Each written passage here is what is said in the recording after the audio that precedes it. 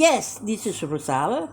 Brothers and sisters, we heard the footstep of horses coming with the Lord Jesus and his angels. From Angel's Message Inc. Rosal Rabi, Exodus 20:8-11, ika-4 na utos. Alalahanin mo ang araw ng Sabat upang ipangilin. 6 na araw na gagawa ka at iyong gagawin ang lahat ng iyong gawain.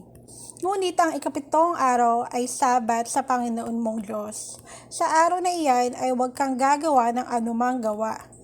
Ikaw, ni ang iyong anak na lalaki, ni babae, ni ang iyong aliping lalaki, ni babae, ni ang iyong baka, ni ang iyong taga-ibang lupa na nasa loob ng iyong mga pintuang daan.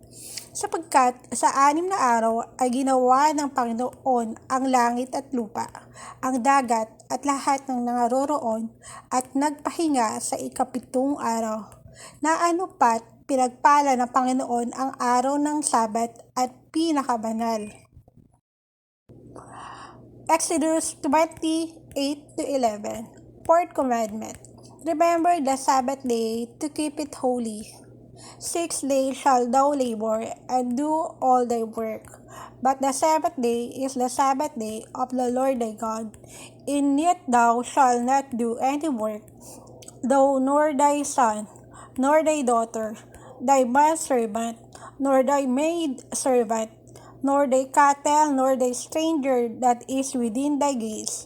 For in 6 days the Lord made heaven and earth, the sea and all that in them is, rested the 7th day.